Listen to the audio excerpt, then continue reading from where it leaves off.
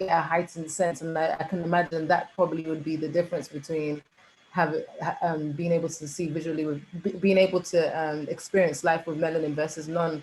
Like you can see even with people who have albino traits, eyesight tends to be weak. So in the long run of that being your full genetic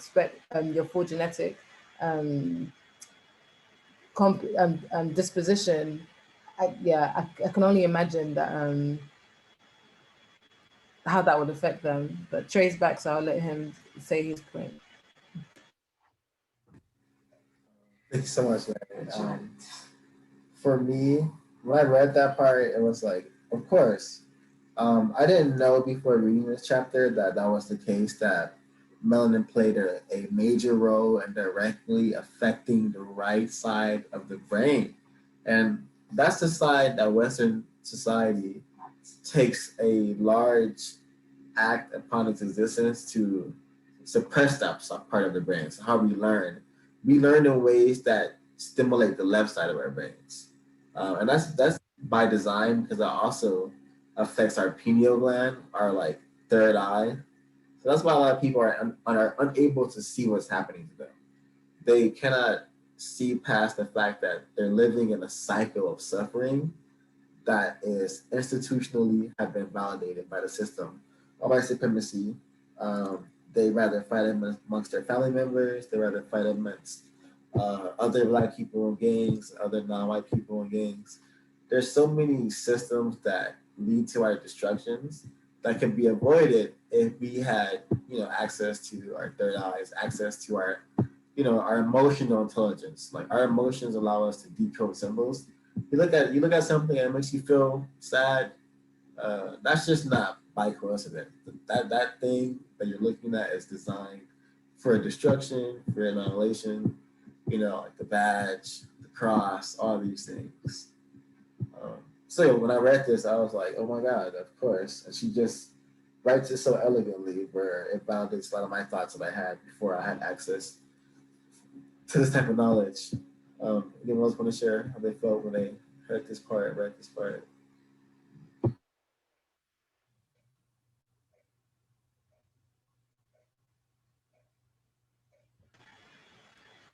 Yeah. Yeah, Go ahead, go Mary. ahead. Go ahead. Go ahead. No, you go ahead. Okay. Okay. I was just gonna add I was just gonna emphasize on how much we are trained to work on the left side of our brain more than the right side of the brain throughout life. Like it's even done in a way that you're conditioned to think you need to work on the left side of the brain because that's where logic is even used. The term logic is used for it, where the right side, I'm not sure that they call it like the art side, or like away with the fairies, or it's negatively looked on. It's like something you do for leisure versus something you would apply to like a science field. It's like when it comes to science, maths, or make sure you're using the left side of your brain, where as if you couldn't apply both, as if you couldn't simultaneously use both sides of your brains to like come up. And it makes me feel like that what we could tap into in the future when we're engaging spirituality with science, like what we could actually tap into create when we like come away from this Western way of like learning and actually raise our children to use both sides of the brain. Like imagine the inventions that the advancements we could have in our world. So I look forward to that.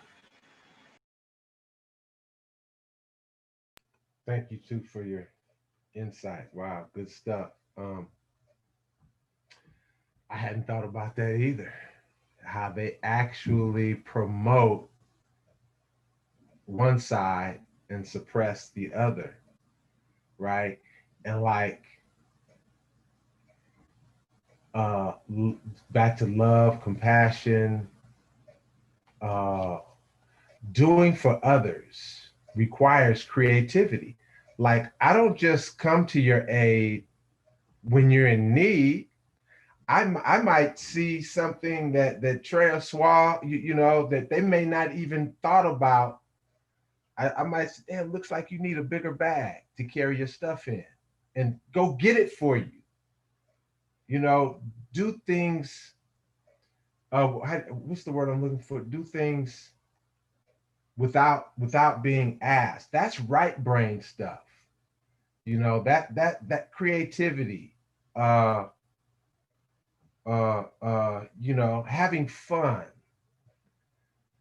you know, recreation, like I said, music, beauty. Those are right brain things. For a person that lacks the melanin to absorb the energy to really utilize the right brain, everything to them is like like it just kind of reminds me of German culture. They never smile, you know, stand up straight.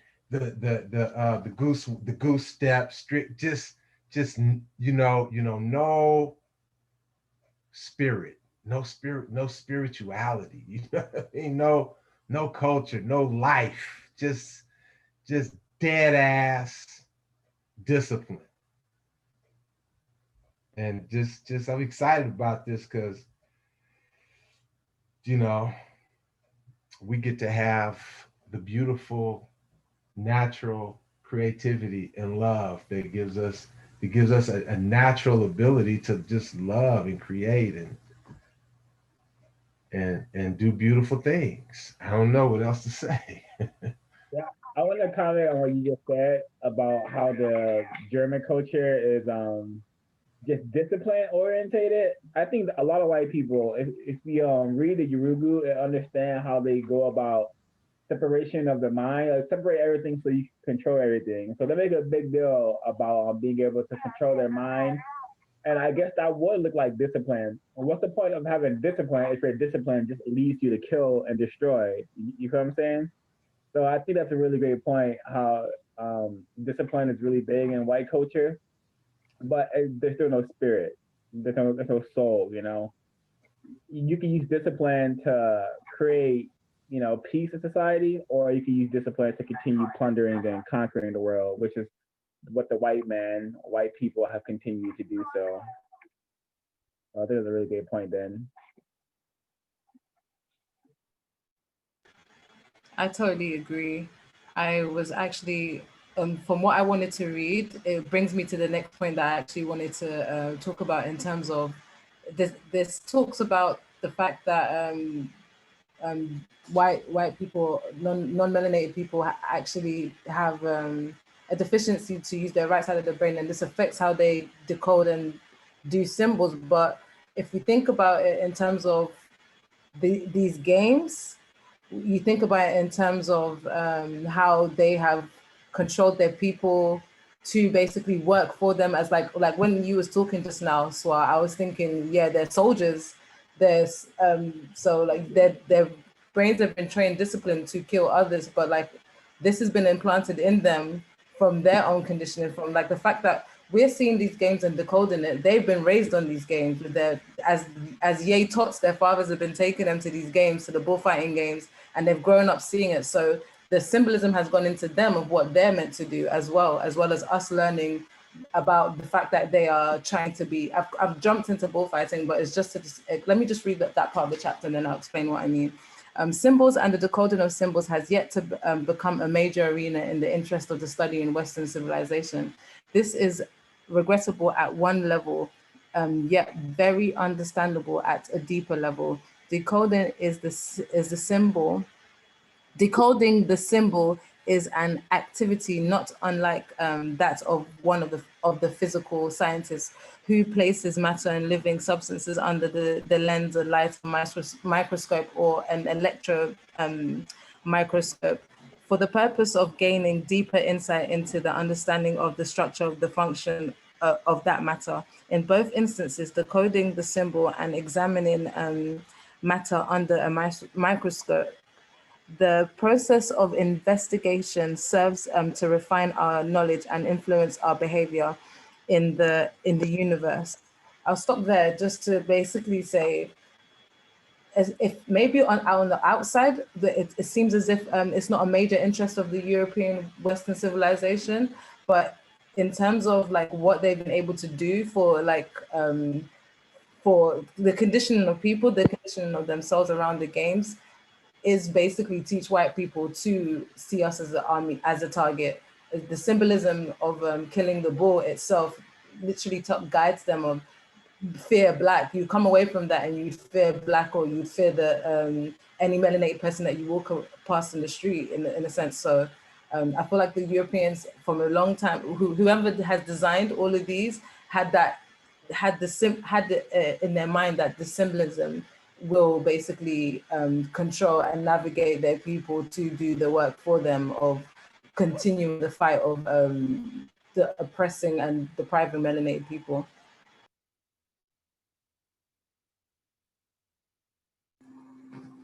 Thank you so much for sharing that. Yeah, I think to everyone who chimed in on that bit that I read, and thanks to Ben for also reading the other part. I wanted to read something from page 199. I'm just really want to hammer in like the power of melanin and its many like universal uses for Black people and for all people who possess melanin pigmentation in their skin. Melanin is the black pigment which permits skin to appear other than white. Black, brown, red, and yellow. So basically, those are the colors that melanin allow the skin to appear as such. And this is the colors that white people have classified non-white people. I want to continue reading context to why I set those colors. Melanin pigment coloration is the norm for the human family, hue as in like color. If there are non-white readers who disagree with this presentation of white rejection of the white skin self, may I refer to you on the current developing sun tanning parlors in a Newsweek article entitled 90-Second Suntans. There is a picture of a heavily tanned girl clad in a bikini swimsuit. Under the picture, the caption reads, Los Angeles Tanning Booth, Brown and Amy Price. The article concludes, for growing hordes of sun lamp worshippers, however, it seems to be a tan at any cost. Something is going to get all of us one day, so why worry about it, rationalizes Robert Duncan, manager of a fast food restaurant in Costa Mesa, California. If tanning is going to kill me, at least I'll be a good-looking corpse. The above testimonies from white persons writing perhaps a century apart manifest the white collective dissatisfaction with the white complexion. So there's a lot of projections that white people have attached to Black people. And one of the things is the rejection of the self and the rejection of skin color. So for example, she says, this presentation of white rejection of the white skin self, meaning the rejection of the self and the rejection of skin color. Everyone in this chat right now can recall a time where they saw or experienced being discriminated against, well, not discriminated against, like experiencing racism, experiencing white supremacy because of their skin color, or had conversations with another Black person critiquing or having their skin color critiqued. There's always an issue with people's skin color, like either too light or too dark, or you don't look this is why and that. Has anyone experienced that? Has anyone ever faced that type of talks or uncomfortability? If you have, please share. Yep, of course, there's associations with like color of skin and gender as well. So they would say like light skinned men being less masculine and dark skinned women being masculine.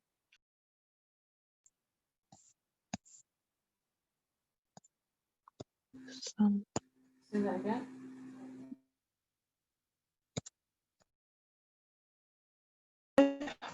Can you hear me? Yeah, thank you for that. That was interesting.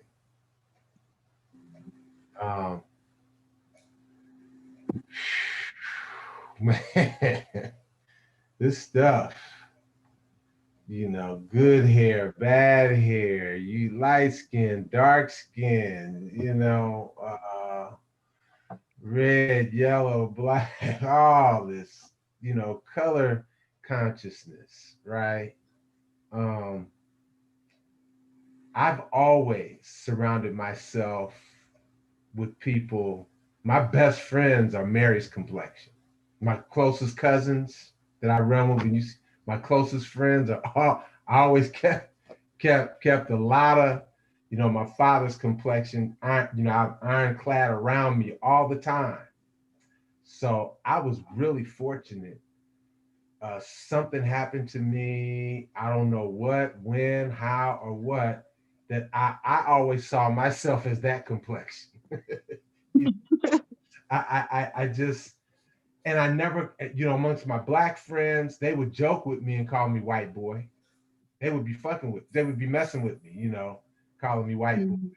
But they loved me and they treated me just, I was one of the fellas. It wasn't a lot of that, you know, amongst my black friends. Just, you know, and it would bother me, but not like being called, uh, you know, this white boy, you know, at work. I could have had his job, called me a spear chucker, you know. What the fuck? Spear chucker.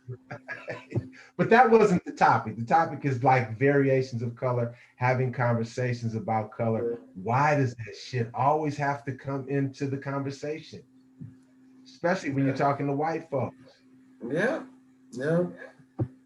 So I wanna briefly share, and so I can recall um many times at my old job where like white women would come up to me and like say, "Ah, look at my tan," and try to put their arm next to my arm to like say that we're the same skin color, and I was yeah, I don't think we are. And also I remember being like around the ages of like 12 or 13. Every summer I go to the like public pool and I swim every single day. I was like, constantly outside. I swim every single day. And eventually I had got a tan. And I remember all the girls in my neighborhood were calling me Blackie and like telling me I looked like a Snickers bar and all this stuff just because I had a tan. It made me feel like I didn't understand why they were making fun of my skin color. I did not understand why fellow black people were making fun of my skin color because at the end of the day, we're all melanated people. So that moment in my life, now I can understand why. It's just that projection of the rejection of the skin color. Like white people subconsciously or consciously are aware that they don't really like being in their skin and they kind of have projected that onto black people. That's why you have black people telling other black people you're too dark or too light, all these things. Team light skin, go on Instagram, you can type in, you can hashtag team light skin and see a bunch of photos of people proudly being separated from, you know, the world's majority people, which are melanated people, you know, black people, people in India, Indo-Asia. Those are the world's majority people because they're all melanated versus the 10% minority of the like white people, European people, American police officer, sorry. Did you say team light skin or white skin? Light skin, that's a hashtag. White. Light, light as in laser. Okay. Yeah, I definitely remember seeing like team light skin, team dark skin, and I was like, team human race. Like, honestly, because it got on my nerves. I was just like, why would you even want to claim something that's literally been? It's like white supremacy has set the arena, and it's like go, and then we go. Like rather than actually turn around and be like, why is this a competition? But like even that's why I love this chapter so much in detailing about self-image and the power of symbolism. This is why like the European may not be able to the European or white person may not be able to have the full effects that we have from the melanin neuro symbolism, but they surely do control the narrative. They know they make sure they understand the power and the conditioning effects that it has on us, and they make sure to show this through their filming, through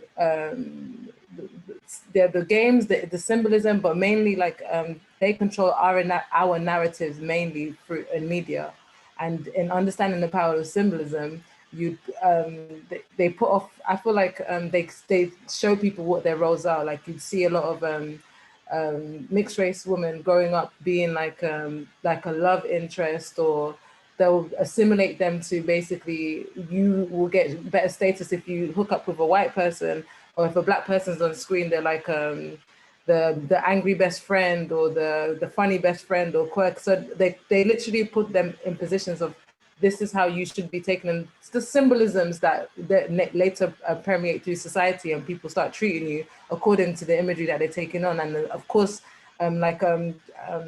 Denise mentioned like how light-skinned men will be seen as feminine and dark-skinned women will be seen as like masculine. That is something I definitely noticed in the UK, and I think that's through the TV. I think first of all, that was visual imagery, because they'll give like a light-skinned boy being like the pretty boy in a sense, and then the black woman will just be the strong black woman. So it would make sense that they would associate that with a feminine, and then associate a dark-skinned woman with being masculine.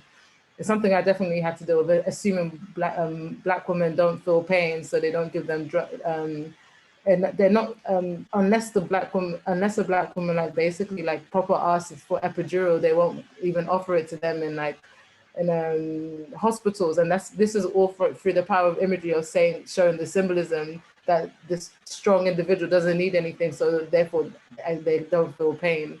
So it's one of my take-ins.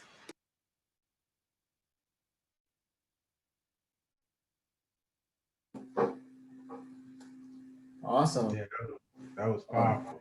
Thank you for that.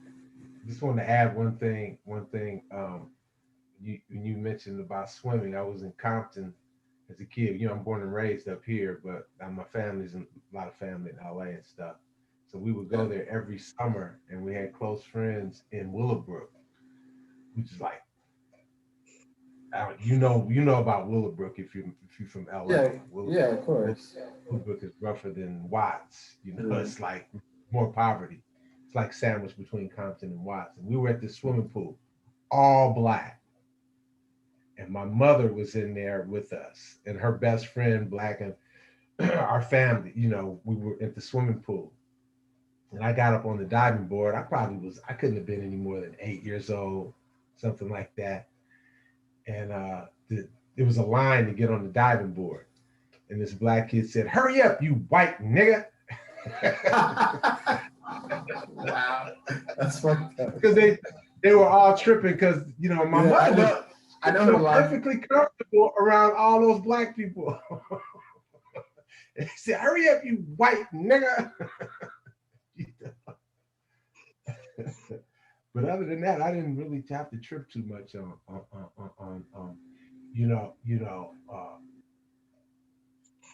it was either you're black by the white folks getting called niggas and spirit checkers and coons and all of that shit, or from your black friends, they would joke with you. Other than that, I didn't have to deal too much with it that I can remember. I'm sure it's deeply ingrained in my subconscious though.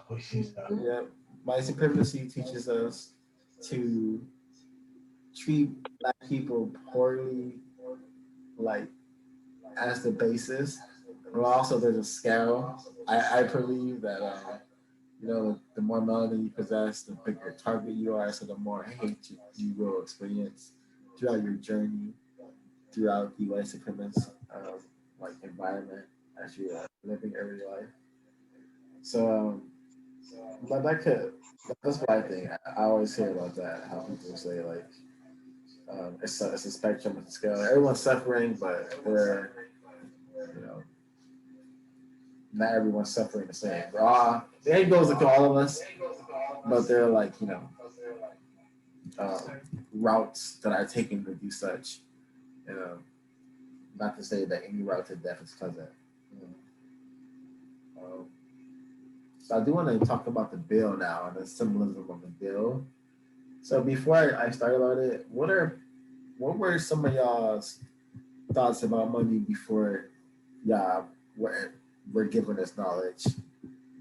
I'll go by saying before I understood what money was, the symbolism, I kind of just thought money was. I just thought money was energy. It is energy, but I thought money was just an energy thing. You can buy time with it. You can buy. I just think you can buy time with money. You got money, you can just buy time because you don't really have to, worry about the future because you have money for it. So I used to really associate money with like time. The more money you have, the more time you have. Before I was exposed to this knowledge, and I also saw money as like a social status. The more money you had determined how successful you were, how smart you were. Like the more money you had, like the more better person you were. I just really think that. There was a time where I saw money as something where. Sorry, Swag, go ahead. I saw prior to this, I didn't think of money all too much, whether unless it's like, do I have enough money to survive for a comfortable amount of time? Like I've never personally have worshipped money. Like I never have been one to like really like think about money that much because I don't like things to control me. And like before I read the chapter, I thought money was a very like controlling thing and a stressful thing to think about as much as I see people thinking about and talking about it. But after reading this chapter, I see money as a contaminant. Like it contaminates a person's like mind. It contaminates their soul. It like erases, like if they had a god, money becomes like their god or whatever. So I think it's very like dangerous, powerful force, of course, and of course like energy. But unfortunately, those who classify as white collectively have like a lot more money than non-white people will ever have while this system is in place. So I think it's best for non-white people to stop worshiping money, to stop spending their lives trying to get a lot of money, because as long as the system is in place, you're not meant to have as much money as a white person, because this money is designed for them to compensate their insanity and to compensate their insecurities, whereas non-white people have never needed money. And in that sense, where white people have literally just how white people have created race and use it to its maximum effect, they have used money to its maximum effect to like control and dominate a lot of folks.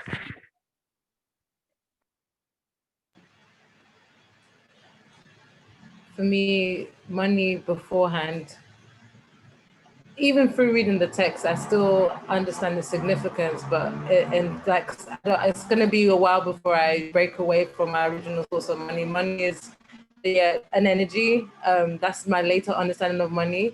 Growing up, though, my understanding of money was that money determined the quality of your experience. Like I remember asking my grandma for this and that, and she'll be like, "Where am I getting the money from?" Like, and those used to be like the number one questions, like, where is it gonna come from? Like, why would they do that? Why don't you just do this? So it's like, oh, I can't have this because of this, and that's the only reason why I can't have it, not because I'm not allowed it. So like that, it told me that money would give you quality and experiences. And from reading this chapter, I now understand that because I did go through a phase in my own mind where I was just like, why don't we barter? Why can't I exchange my gifts and of service to you for what you have, and then you of service to me? And like you'd see, and like I used to watch Xena the Warrior Princess, and they talked about bartering or exchanging of talents, of like, you make me this and I do this for you, or like it's like just an agreement made for whatever exchange needs to be done in a trade. And I just thought, why this should be an option, at least if money is not an option.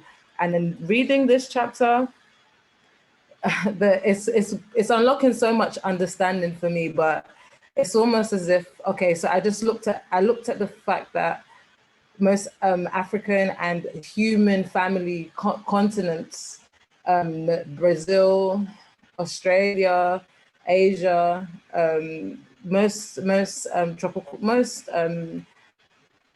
every country other than Europe has like healthy growth in terms of fruits, vegetable, plantation, minerals in the ground, resources. Like in the UK over here, there's pears and apples, and I want to say strawberries, pears, apples, and strawberries, and potatoes. And it's like they don't have anything to trade. They wouldn't, if that was the method of bartering, they don't have anything to exchange that we need, that any of those continents need. So they had to create money. So they created this a false sense of what we need to match what naturally existed in the earth. And I feel like that's all that's ever been happening. Whatever they lack, they create a false sense of value that the opposite end of them, which is like the melanated or the most poorest demographics are those of Black, as long as you're in their country, or those of African descent,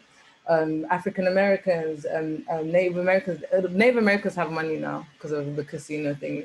I don't even know if that's a thing, but look at that. That's a fictitious thing. Like look at that. Thank you. Look at the exchange. They've been given like money or this like fake false sense of value through casino and building money that way in exchange for your land. They're not equal. It's not equal. But that's how this chapter. That's what this chapter did for me in terms of unlocking my mind to those thoughts. That was an amazing point you made about them being in lack, like of minerals or fruit and veg and stuff, like you said, they have nothing to exchange. But my personal outlook on money was that it was just something that was difficult to attain, and it was something that had like, I would look at rich people as being like of better, I don't know, being able to have like better experiences. So you would look up to them or something, like you would like, you know, like celebrity worshiping and stuff because they have money. So it made me feel quite insecure with lack of money.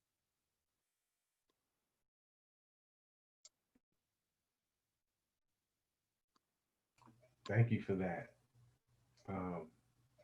That insight you got.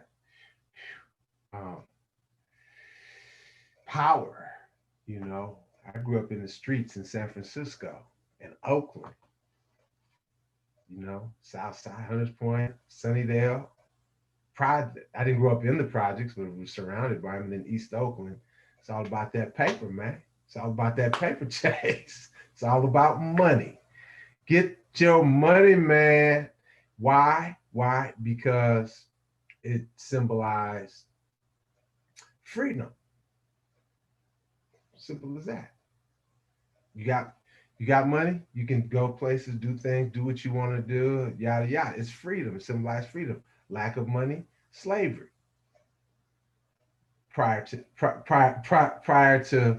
the enlightening knowledge of this and other you know, information over the years, and this just drove it home that it's basically a real, it's to me, it's like this. It's like a horse race. You have material and you have spiritual morality, and they're running on the track. If I'm and I've used this as an example. Well, let me just finish that analogy.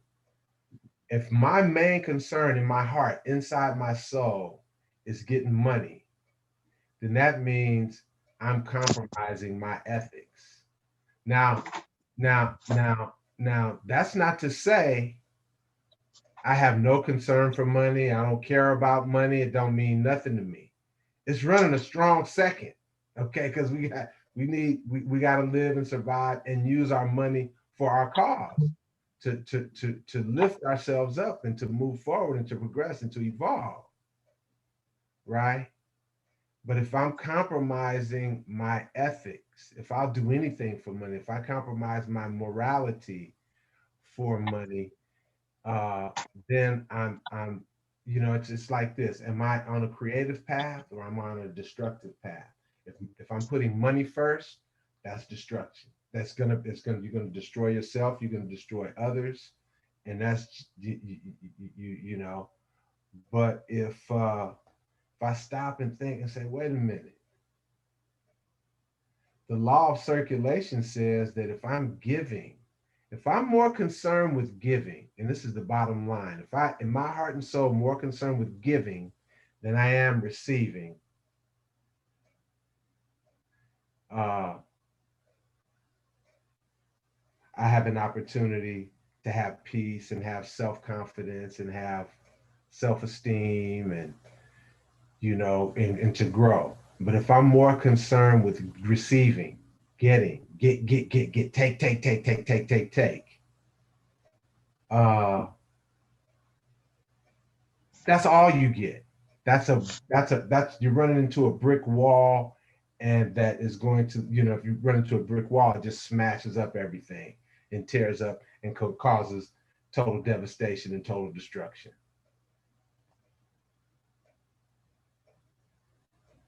Um,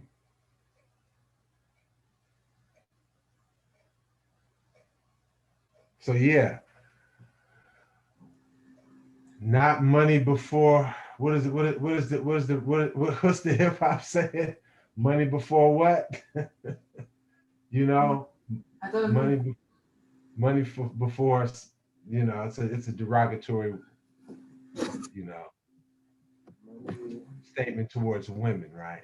Yeah, money before bees, I believe. Oh. Yeah, yeah, yeah, Yeah. yeah, yeah, yeah. Another white supremacist programming to degrade the women, push the women as far away as possible. Do not create more black people. So many avenues of deceit. But thanks so much, Ben, for sharing. Did you have anything else you want to add? No, I'm good. All right, so this is on page 200, and this is where we really start to decode like what these monies, paper, dollar bills, pounds, what they all symbolize and mean. Now, examine a dollar bill. Note that the original paper is basically white. On one side, the printing and engraving is done with green ink on white paper. On the other side, the printing and engraving is done with black ink on white paper. A major symbol on the dollar bill is also the African pyramid and symbol of Osiris, the divine eye. Osiris was referred to as Lord of the Perfect Black. Now recall the familiar expression, money does not grow on trees. The surface implication is that money is not so readily available. At a deeper level in the Western psyche, the statement likens paper money to trees. One side of that paper money is green, and the money is in turn referred to as greenbacks. To further decode the symbolism of paper money, one must understand that all paper money in Western culture is a symbolic equivalent of the proverbial fig leaves. Western artists always depict fig leaves as the objects used to cover the genitals of the white bodies of Adam and Eve, covering their nakedness, their bodily shame. So I thought that was important to read because it gives us like kind of this is a dollar bill, this is what's on it. So you have a white piece of paper, green ink, you have African symbols on it, and all of these like markings, the fact that it's green, melanated, it has color, it symbolizes nature. All of these things are projections and they're symbols that are done either intentionally or not intentionally. But there's a reason, and we're gonna get further to that reason as we continue on. Um, does anyone have anything you want to share, Mary? Yeah. Yes, please. For me, I really wanted to read and ask everybody's thoughts on, it's on page 202, just at the top. I'm just going to read it. Money, like the fig leaves, is the symbolic covering of white bodily shame and is designed to get, bear with me, and is designed to give a sense of value when no value is present. Its immersion in shame and valuelessness operates at a level unavailable to the conscious thought. Money is considered at surface level of the white or Western psyche to have high value, which is like saying that white is genetically superior. However, because in deep reality, money is designed to cover white body shame and represent shame, the real value of the money will always rise and then fall. Okay, yeah. So for me, this was this was a very important in understanding for somebody who grew up with a family who okay, so my mom was always talking about how they had were very poverty stricken, and she made sure she was educated and came over here and brought the family over here so they could make a way in life for themselves. And every time like my family members, like the adults, my mother and her sister would like have fights, they will always go back to like, I don't blame you, it's because I took us away from out of poverty, da, da, da. I took us out of that shame, da, da, da, da. And it's like, you're not the reason why you're poor, but yet it's such a shameful thing to like even bring, like, I don't know how to describe it, but the point that I'm trying to make is that we have been living a lot with Black melanated people as being ashamed of like poor conditions, being ashamed of ignorance in our, like what would appear ignorance or uncivilizedness in if our family or we ourselves do not like reflect exactly what Western society or society is giving us. Yet the ultimate shame, or the whole reason why this is created, is literally a shame of their own genetics, something that we skim past. And even now, as we're breaking down and understanding that Europeans have this inferiority complex based on the fact of their genetics being able to be wiped out through Black people or melanated people just existing, living, and procreating. I'm still trying to fathom the level of shame, but in understanding my relationship growing up with money and how I saw that in my family, I can, if that's the energy, I can literally turn that on its head and see how engraved that is for them, if I'm making sense.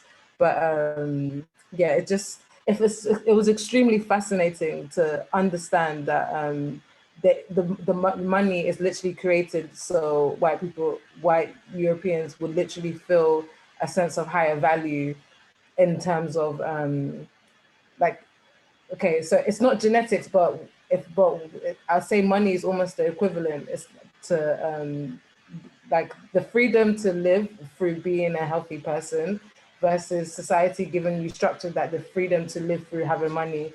Genetics and money, they have tried to make it on a psychological level, it's very simultaneous, and this really helps me see that. Just wanted to get everybody else's thoughts on what they felt when they had. What do you make of money being a way of covering the nakedness, genetic nakedness of Europeans? Can I go? Okay, cool. Thank you for reading that, Trey. That particular, and Mary for carrying that on. Uh, you know, the dollar bill.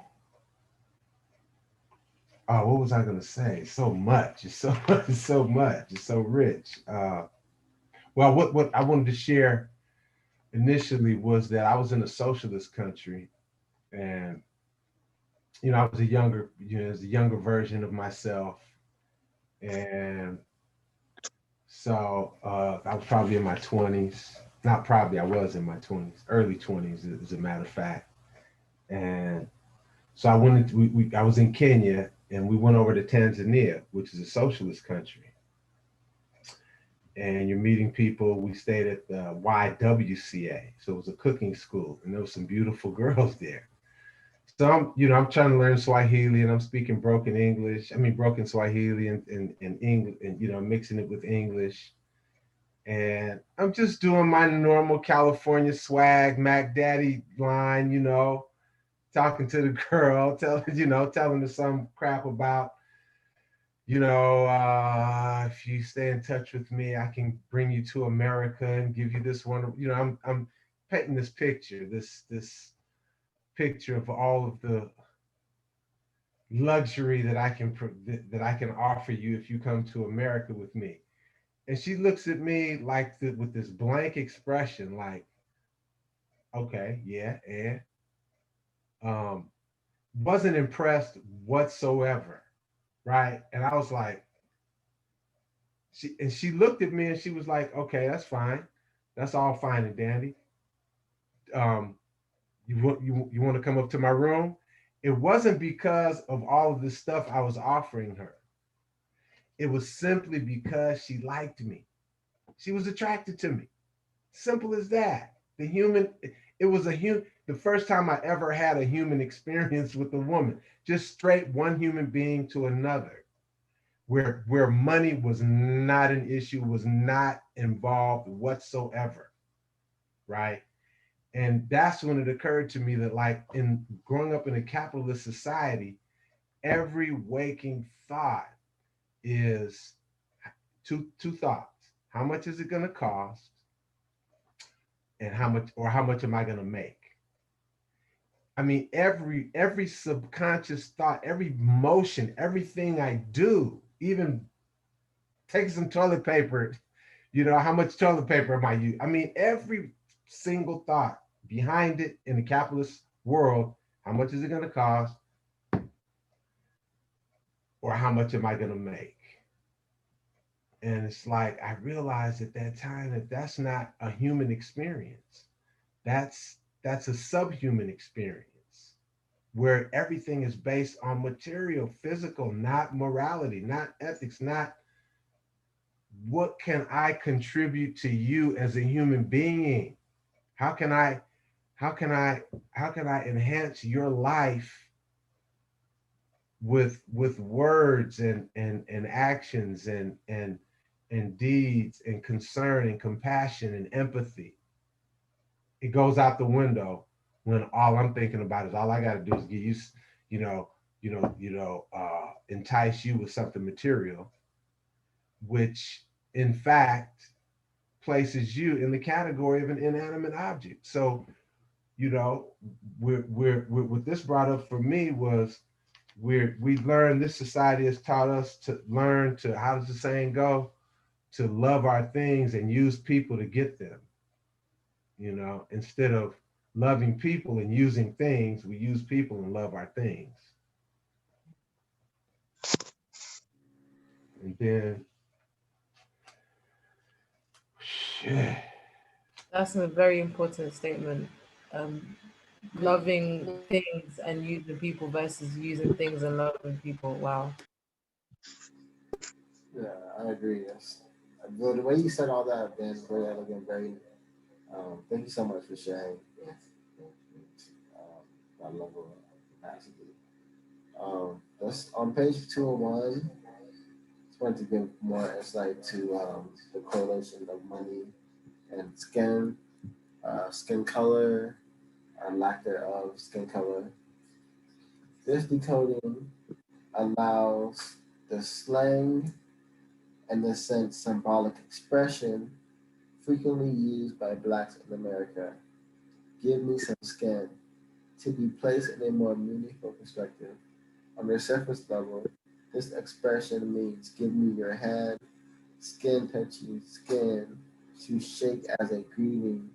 At yet another level, the implication is give me some money. Blacks living amongst the white collective have internalized unconsciously the symbolic equation of paper money with the covering for the degraded white skin. In fact, albinoism is the origin for the unconscious development of this white equation of paper money with skin. In their book, Money Madness, Herb Goldberg and Robert T. Lewis state studies of self-made wealthy men, for example, show an extremely high incidence of parental death and parental divorce, which resulted in a high degree of insecurity early in life. Many of these men, as young boys, apparently set out to amass so much money that they would never be left stranded again.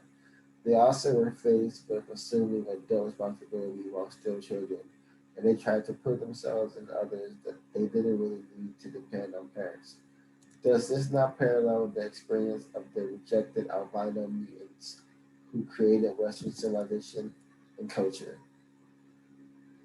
With the symbolism of money and the white supremacy culture decoded, the phenomenon of gambling, monetary inflation cycles, and other behavior patterns present in all areas of Western civilization can be better understood. I thought reading that was really important because it's in our language. It's how we come up with greetings. And I always thought that was a really interesting greeting because I remember growing up and like hearing people say that. I see it on television, people say it on television, piece of skin. And then they'll like shake hands or like dap or something. But yeah, it's a lot of things that we do are either projections or behavior patterns that we've been given from white people and those who classify themselves as white, because we do live in a Western civilization, and Western just means white, and we do live in also a European society as well, because Europeans kind of spread this logic and spread this way of living throughout the world and most of the colonized world. Um,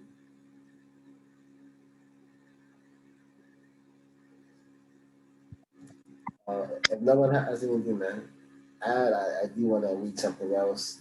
That's on page 202, which is the continuation of what I had just read. Um, yeah, I definitely want to read this. Um, Money, like the fig leaves, is a symbolic covering of white bodily shame, and is designed to give a sense of value when no value is present. Its immersion in shame and liveliness operates at a level unavailable to conscious thought. Money is considered as surface levels of the white or Western psyche to have high value, which is like saying that white is genetically superior. However, because in deep reality, money is designed to cover white body shame and represent shame, the real value of money will always rise and then fall. The latter means that in reality, money is worthless and debased, which is the same as tanning, the white skin after saying that white is superior. This reflects the fact that whites are saying they are superior, they unconsciously feel inferior to the melanin-pigmented global majority. The concept of white skin superiority is the same as inflated money, worthless. So I thought this was really um, a good way of saying that if black people collectively are not loving their skin, that means globally and collectively white people are not also loving their skins, because we are told what to do by the white supremacists and those who control the narratives of the majority. When I say majority, I mean those who have that we have very little power, if not any power, in the system of racism and white supremacy. And does anyone have anything they want to? How does that make y'all feel? Or if I can keep hammering, and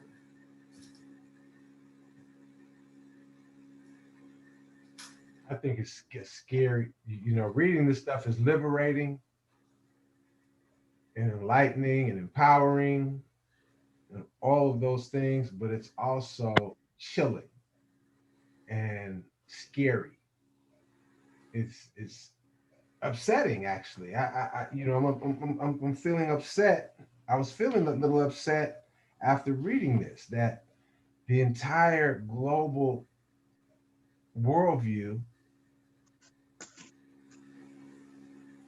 man, is steeped in this twisted, bastardized, sick way of thinking.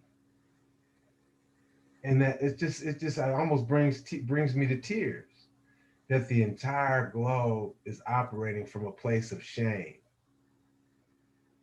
And even those of us that have no cause for shame, only pride and joy of who we are, have adopted this mentality, this feeling based on this this psyche. In the streets where I grew up, we black men are always the normal thing for us was to get, back in the day before Mercedes became the status symbol, was the Cadillac. So, to compensate for our inferiority, we're the first ones to go buy long cars.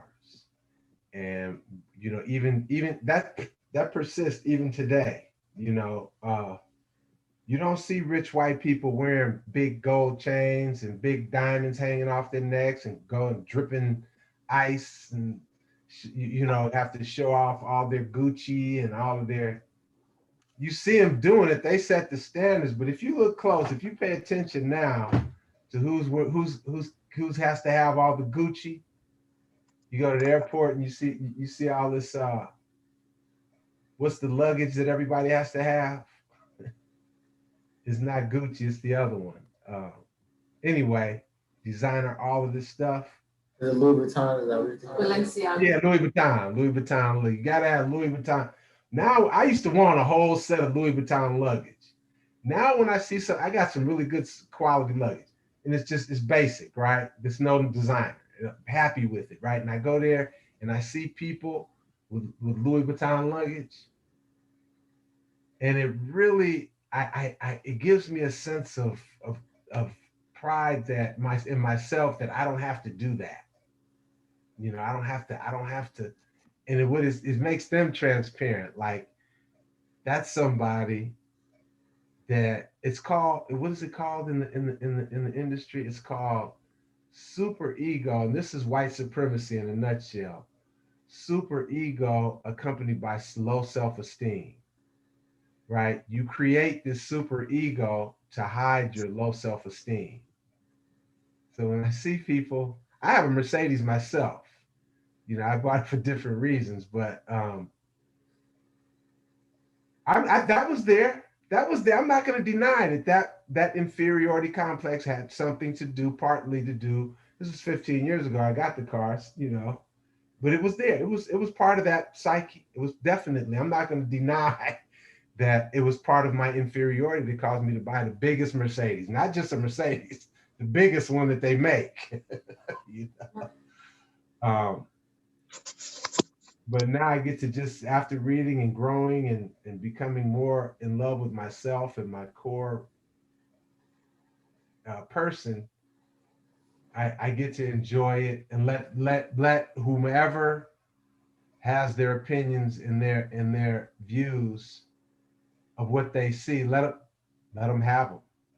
They don't affect me at all whatsoever, what other people think. What's important is how I react and how I control and how I love myself. And this at the same time that it exposed me in my psyche, it is empowering and liberating. I totally agree. Empowering is definitely the word. That's definitely something I experienced from reading this chapter, and taking in the fact that money is used to cover the bodily shame of Europeans, and yeah, just looking in society. Like, I also experienced. My mother had a white Mercedes Benz but at some point growing up, and then now linking the stories of feeling like she came from poverty, like I could see how that was like an amazing achievement for her, and she did carry that pride with her. But that's what the European mentality, or I feel like it's by design that we are made to feel inferior on that level by not having it. And the reason why I feel like Bill Gates or rich people can dress down and not wear the Gucci items and not have to perform visibly that they're wearing the money is because owning the money is the skin. They don't necessarily have to, it doesn't have to be Gucci, but for us, we already got the skin, but we've been taught that money for something. If we had the knowledge that money is for skin, how would we go about information now? If money is to like hide to increase value based on genetic inferiority, how are we now going to go about life? How are we going to try and push for bartering, trading? Are we going to accept different forms of currency exchange, because it starts individually and then it works as a group? Like how Bitcoin is now moved on, that's not even a printable form of money, it's a currency. But are we going to start operating from a different currency because we're aware of this information now when spreading this information? Yeah, and stop buying Gucci belts and understanding that all these fictitious value, it's only valuable because we've made it valuable. What is actually valuable is something that can't be, opinion can't change its value. Like an opinion cannot change the fact that melanin is dominant. It's just going to be what it is. But our collective opinions can change, putting value in a Gucci item or a Louis Vuitton item as a way of gloating or exuding confidence in social society. Thanks so much for sharing, everyone. I wanted to talk about gambling a bit. And on page 202, we are able to understand gambling a bit more, especially in the context of racism and supremacy. And it reads as, by placing gambling in the context of the decoded symbolism of money, the suicides committed by whites who lost their money during the recent depressions can be explained. They had lost, albeit at unconscious level, the covering for white body shame. Blacks and other peoples of color were not similarly affected, and not simply because they may not have had that much money to lose in the first place. Psychologically, blacks and other persons with permanent skin melanin could handle better our money because they had no fundamental body shame to cover. So I wanted to read that because um, I always am aware of that. When there's a recession, you'll hear about suicides increasing. You hear about white people killing themselves because of losing all their money. And to me, I'm able to understand that more because Mary, you and Ben were both talking about how they use money to compensate for their lack of melanin, and they use it to hide their sadness and to hide their super inflated super egos. So when they don't have that, they are, so miserable, and they feel so vulnerable and they feel so exposed that they rather self-destruct and remove themselves from this planet via suicide versus living here, presently being reminded they don't have any money, nor do they have any melanin. Why should I live? So I thought that was interesting. Like as I was reading that, it was like, oh, that makes sense. It makes sense why they kill themselves because they consciously believe physically, spiritually, and mentally that they don't have anything of worth. No money, no melanin. I'm worthless. And that's my interpretation. That's what I believe, and that's what I take from that little snippet that I read. Um,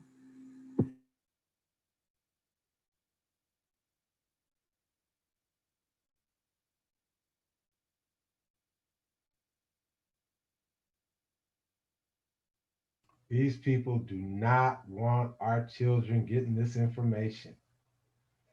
Can you imagine had we had this information as children, fifth, sixth, seventh grade, that really ingrained in you that regardless to what is going on outside of your body,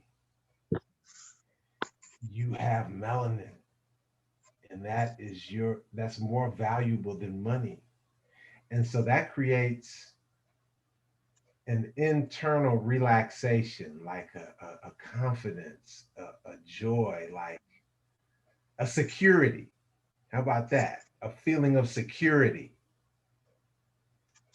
inside. That is that is their enemy. Their enemy is our self-confidence, our self-love.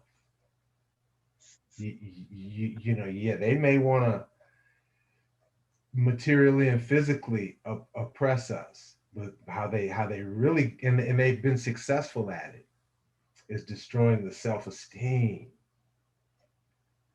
Um, and just that one knowledge of simple, pure truth.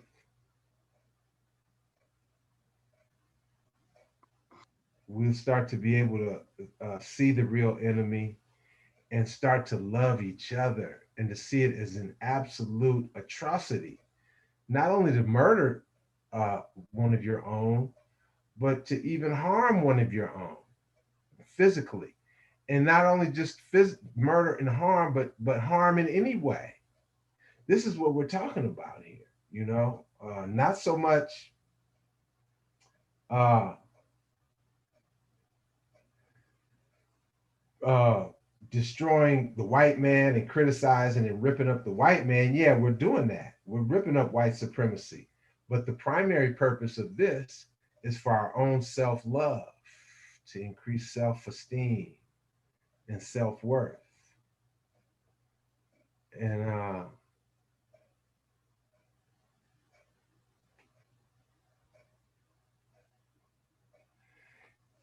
I've had my questions reading this literature, reading this book. Is she out there? Is she a little bit out there? Is she a little bit to the extreme? Is she going, I mean, that's a stretch. Some of these theories that she had, I'm like, that's somewhat of a stretch right there.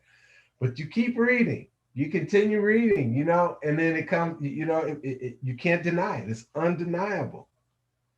When she gives the example of why is there more rich white suicide than poor black suicide? Yeah, sure, we're expressing it through homicide. That's suicide in effect. But like the example she used of Wall Street, how much different they view money than we do.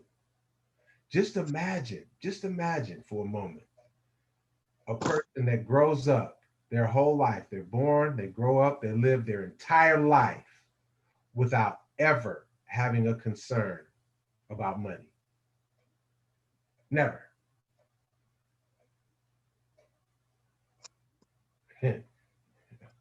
How, and that person, those are the people that are reaping havoc on the world.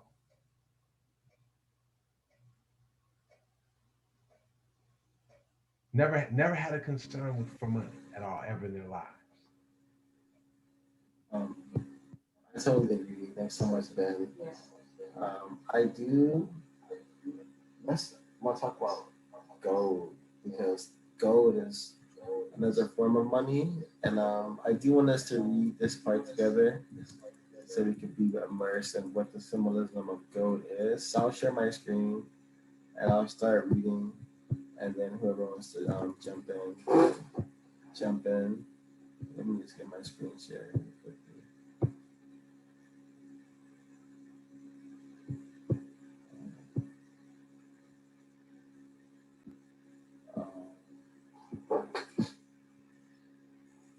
You guys see my screen? Okay.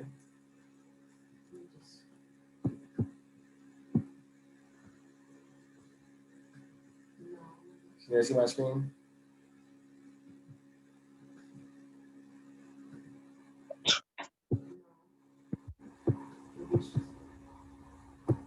Okay. It's just blank right now.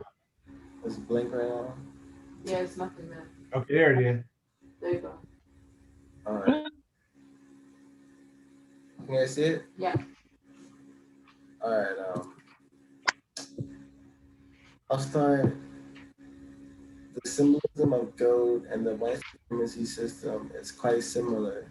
Previously, I mentioned Mark Twain's reference to the splendid black Satan skin of the South African Zulus, as well as Roger C. Sharp's question.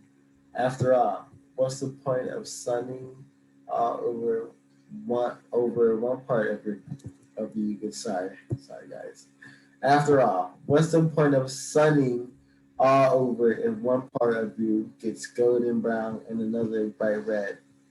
And everyone in this culture is familiar with the many suntan lotions and creams that advertise their ability to help one acquire a golden tan. I therefore theorize that because whoever wants to jump in, please. Yeah, scroll down a bit, please. What page is that? This is 204. We are on. Sorry, man. I therefore theorize that because black and brown skin, melanin pigmented skin with its natural oil skin, then the metal gold, the only metal, I've just jumped, sorry. Natural oils glistening and gleaming. Glistening and gleaming in the sunlight looks like gold as it's attested to in the white supremacy culture by the frequent references to a golden tan, meaning a golden black or brown, golden brown or black color, and two, that which was deeply desired more than anything else because the albino mutants in their white psyche, no matter how deeply repressed, was to have melanin pigmented skin. Then the metal gold, the only metal substance with lasting luster and a color that approximates the color tones of melanin pigment, became the deeply unconscious symbol of the most desired substance in the entire global white supremacy culture. Scroll down.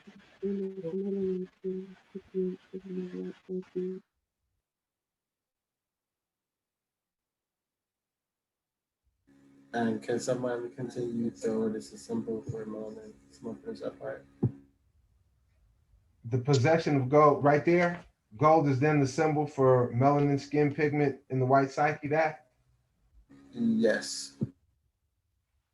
the possession of gold in the white psyche is the unconscious equalizer for the absence. Oh, you read that already, right? No. Can you read? Okay. Oh, of the absence in whites of melanin. No, That is the reason mulattoes or Semites of the Jewish religion always were accused of having all the money in gold. Want me to continue? Oh, no, that was it. Okay. So, like, thanks everyone for reading.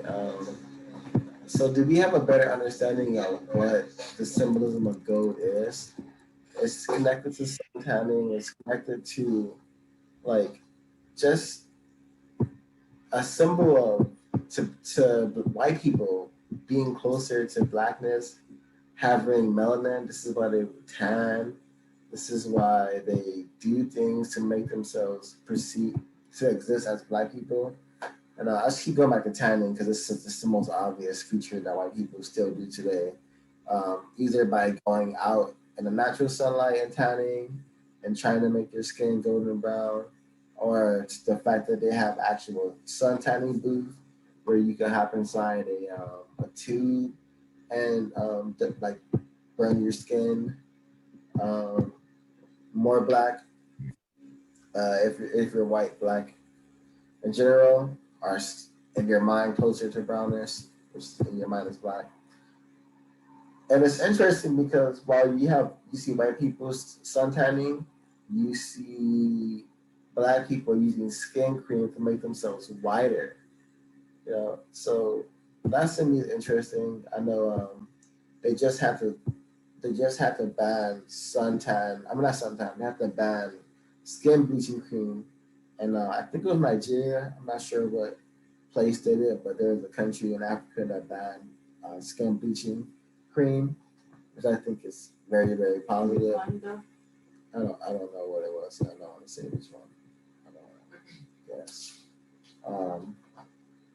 So yeah, I wanted to share that and read that with you all so we could just get a clear understanding of gold.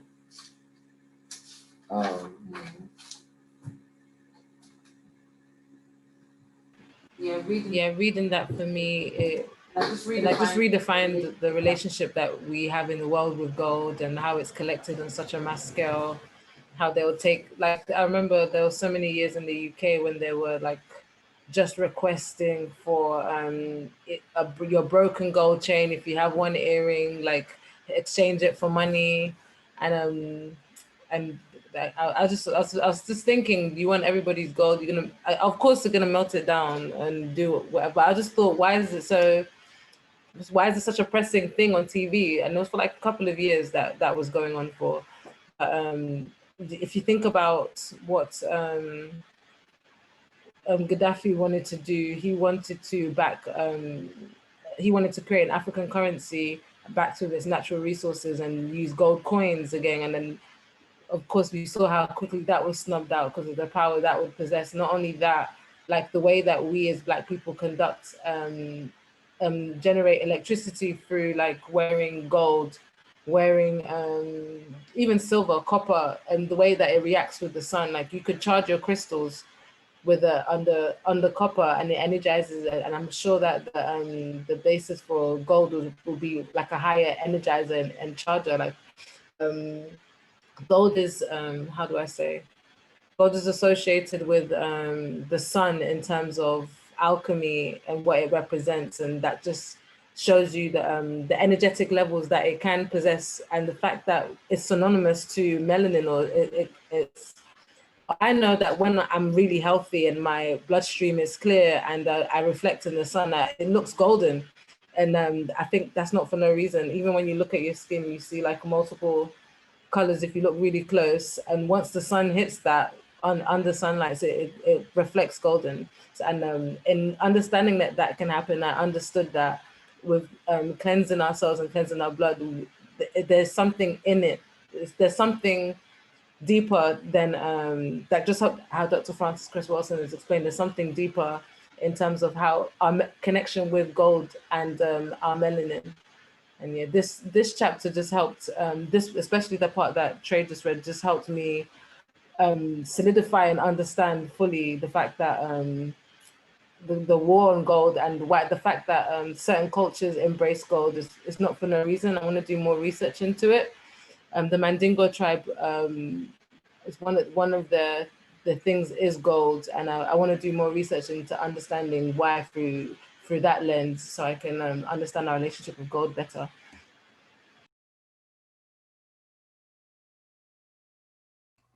Thank you for that.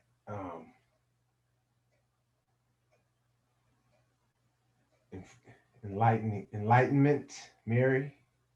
They're talking about me again. That's the reason mulattoes and Semites are always accused of having all the money and gold. My father used to call us golden boys. You know, bringing back some nostalgic memories. You know, I think the most intense symbol or example of white extraction of melanin is going on in the Democratic Republic of Congo right now, where you have Uganda and the badasses of the Uganda war army taking a gold mine on the Ugandan side. The Rwandans are taking a gold mine on the Rwandan side, but I'm saying the Rwandan side of the Democratic Republic of Congo, the Ugandan side, it's still in Congo, right? And the atrocities that are being committed in the name of gold, it's the perfect example of what she's saying. For the extraction of this gold, they're requiring Black bodies to be murdered. And they have convinced these people, oh God, these people, this information has to be brought to these people, that you are the goal. You're the goal. They're using this to eliminate and seek to eliminate you and extract the actual symbol in the earth of Black, which is gold. I never knew that. I never connected that. I never until reading this. And if these young Black kids were to find out this information, they would instantly and immediately turn those guns on the colonizers and take their shit back. They got the guns, you know, but they don't have the knowledge. They don't have the information. And you know, it was something else I thought. I'll think of it later though. But thank you for reading that, and thank you for bringing that to my consciousness. I also wanted to read this bit, just giving more context of how gold has been associated with Black skin. And even in mythology, like Greek mythology, there's like a lot of instances where Black and gold are kind of synonymous. And just wanted to read this bit on page 205. Gold has long been associated with Black-skinned people, and the collective white psyche is given further strong support in Greek mythology, specifically in Jason's search for the Golden Fleece. Jason hoped to obtain the Golden Fleece from the Colchians, whom the Greek historian Herodotus, according to Robert Temple's Serious Mystery, discussed. So this is an excerpt from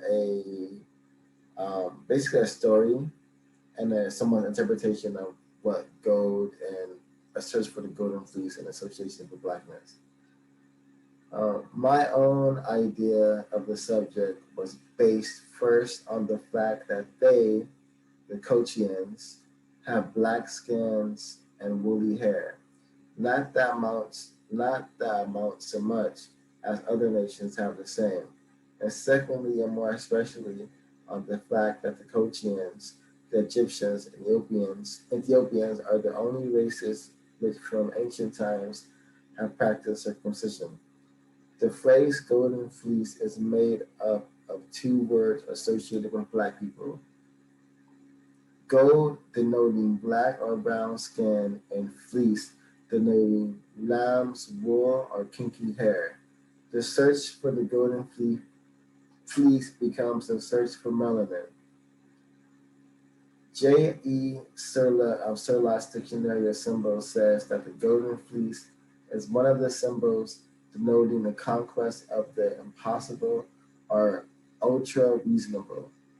For white-skinned peoples, it is impossible to produce melanin or gold, brown, or black. So this right here is just showing you how it's in their literature, it's in their mythology. Like they are very much aware that black people and melanated people are golden people, are like sun beings, are these really powerful basically, and they're aware of it. And this popular Greek mythology, which is rooted in their culture, literally can be decoded as the search for melanin. And we see that a lot in Western society where like words such as alchemy could be translated to mean Egyptian matter or black matter, which basically is melanin again. And I wanted to continue this thought by reading a bit on page 206. Later in the Middle Ages, Western man, the white collective, continued his perhaps unconscious search to make or acquire melanin, seitan, black, or Angolian skin, through the highly symbolic process called alchemy. Israel Regardie reveals in the Philosopher's Stone that the word alchemy is Arabic term consisting of the article al and the noun chemai. The noun chemai refers to Egypt, whose Coptic or Ethiopian name is Kim. Alchemy then be Alchemy would then be translated as the Egyptian matter or that which pertains to Egypt. The term alchemy could also be translated and understood as the black matter or that which pertains to the blacks, or that which the blacks are able to make or do. Alchemy was essentially a symbolic process involving the endeavor to make gold, symbol of illumination and salvation. More specifically, the attempt was to convert lesser metals such as silver and lead into gold. The lesser metals can be translated as a less desirable skin color or white skin color. Those highly obsessive and fruitless laboratory experiments eventually led to the development of the science of chemistry, whose very name comes from alchemy. Chemistry later became the basis for modern science of genetics, in which Western man continues his efforts to make new genetic material, hoping to create life and possibly genes that can produce melanin.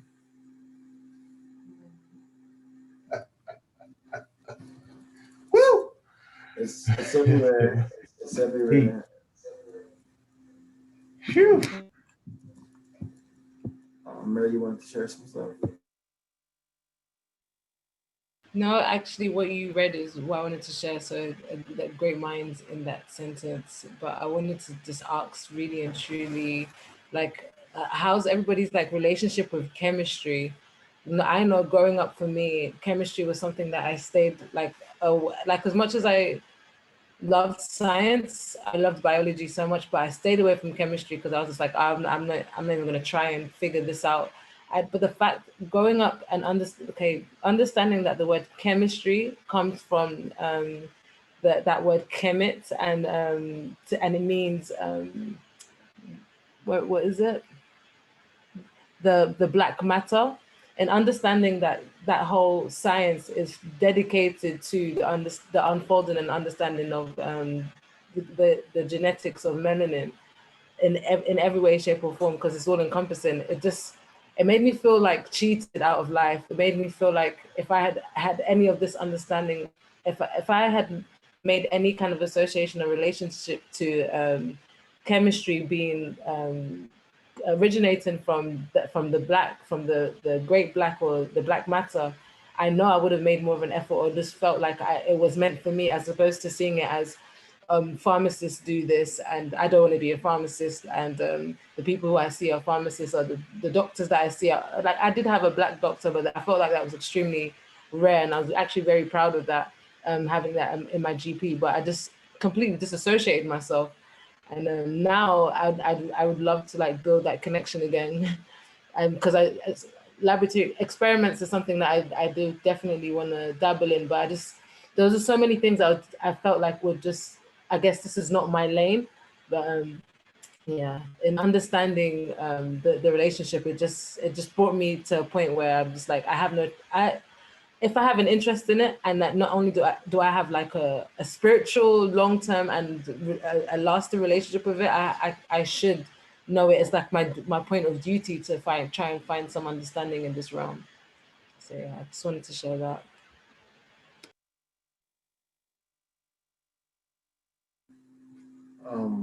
Thanks so much for sharing that. I only have one more quote I wanted to read from chapter 16. Um, and to me, this kind of pretty much hammers in the whole point of this chapter. White people use money, paper money, and gold to compensate for their lack of melanin, which can also be dissected as white people use paper money and gold to compensate for their genetic deficiencies, which is the disability to produce melanin and skin pigmentation, causing them to like inherit white skin. That's why if a black person has sex with a white person and makes a child, the baby is going to be considered black and have those genetic dominant genes that come from the black person. Therefore, in theory, through sex, white people can also actually be annihilated. And this is something they're very aware of. So that fear has created all these systems and pathologies that kind of put them in a position to feel comfortable having money, live like it disrupts their like rejection issues. Not forever, temporarily maybe, but it does stop them from committing suicide on a global scale. And this right here kind of, to me, it made me understand a lot more what she was talking about on page 207. To me, this was like the like when I read this part, I was okay. I learned everything I think I was supposed to learn in this chapter. The central pathology of logic and thought spawned by Western civilization is the lack of white self-appreciation predicated upon the fundamental inadequacy of the white genetic makeup. The lack of self-respect has spread wherever Western civilization has gone and now infects all of the peoples on the planet. As we move through this period in which paper money and gold are increasingly difficult to obtain, even for many white-skinned people, it is now possible with this symbolism decoder to understand why blacks and other non-whites will continue to experience difficulty obtaining paper, money, and gold. I just want to, say that I agree with this. I feel like right now, I've worked my whole life, and I remember when I was like 20 years old, I already had saved $20,000 just from working on my job and like putting money away. No much told me how to do this or showed me how to do this. I just knew, let me just save my money. I didn't buy anything but video games, and I bought that sparingly. And I lived with my mom as well, and I was still in college. Like I was a community college. So I saved a bunch of money, and I always thought to myself, I'm pretty sure there's a way to take this money and make more money, but I didn't have the knowledge at the time. No one around me had the knowledge because I was around mostly black people. I wasn't around people who traded stocks. I wasn't around people who invested and bought property in different countries. I wasn't around people who made their money work for them. Therefore, it was more difficult for me to obtain paper money and quote unquote gold if I wanted to get that as well. And this chapter allowed me to understand why that was the case. White supremacy has created money as the normative energy exchange between human beings, and there has to be a disimbalance because black people need to know their place, non-white people need to know their place, and white people need to physically be able to tell, hey, I'm white, I don't have melanin, but I have all this money in my bank account, I have all this money. So yeah, that was that. Does anyone that want to have anything they want to share, Mary, or are we okay to move to closing comments on the chapter?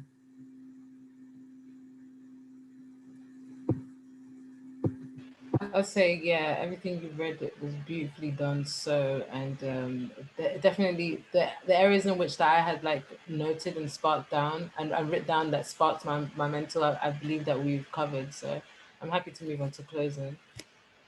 Thoughts on the chapter. I don't mind starting. My closing thoughts are: this was an extremely empowering. Actually, sorry, Ben. Did you want to say talk about anything before moving on to closing? Just that Sorry? the last paragraph, the price of gold or the number of paper dollars that will have to be spent for gold will increase. Mm. Long as Black and other melanin pigmented peoples continue to exercise increasing self-respect, Black, brown, red, and yellow power on Earth relative to the power of white-skinned peoples. The price of gold in terms of numbers of dollars spent per unit of gold will decrease only if white-skinned peoples are able to force skin-pigmented peoples back into their place. That helped me on the. That's going to help me with picking my stocks. People aren't able to see that's so deeply decoded that no one would take that into consideration from a business perspective. And also just that I found very, very interesting that, you know, gold is the number one conductor of electricity. That's, you know, traditionally what has given it its value. Um, it's because it's energy. It's the best number one conductor of, like say, electricity. And some of these advanced computer boards are full of gold inside, you know, to conduct for conduction. And I thought it was just very, very profound that to find out that that actually is a symbol. And I thought it was a stretch. Again, I thought, wow, you know, but then when she used the example of gold being mixed with lead, being the perfect example of Black being gold and white being useless lead, you can't argue with it. It's just made me happy to hear that. I got enough gold in me to, because like in alchemy, right? You know, you actually turn lead into gold. Yeah. So my mother would, you know, through my father, in her desperate, unbeknownst to her, in her desperate attempt to gain melanin and to immerse herself into Black life and Black culture and Black community, actually it created some more gold instead of lead. So I'm happy. Mm. Yeah, I totally understand that. And yeah, this reading this chapter empowered me. It just empowered me. It made me feel, it didn't remove the initial shame that I remember experiencing as a child, understanding what poverty was and understanding lack thereof, but it helped me. I don't want to use the term compassion, but it just helped me understand the position of white supremacy and the position of European people more in terms of genetically lacking. Like that's like money can be gained, like other than um, reproduction, what other way can you gain this connection with melanin? And yeah, so money can be gained. That we learn the game, we practice self respect and group economics, and we too can attain it in that sense. And they are melanin injections, but that's artificial. There's, yeah, and the point that I'm trying to make is that this chapter highly empowered me from giving me knowledge. It gave me a reconfidence in understanding that I should and can pursue that chemistry. It's not over my head. It's about me. So nothing is over my head if it's about me. If it's about it's about nature. Like as opposed to, and I even saw chemistry as something that was like artificial. Like into even the breaking down of chemicals. Like I saw that as like I imagine pharmacies and like white powder and stuff like that, but now it's just made it more wholesome and more an explorative science for me to want to embark and embrace. And I'm just very grateful to Dr. Frances Cress Welsing for being the type of psycho and analyst, or yeah, being the psychiatrist, but then beckoning to answer the question about what's going on with our people, because look what's come from it. This yeah, a lot of gems, a lot of gold, figuratively and literally.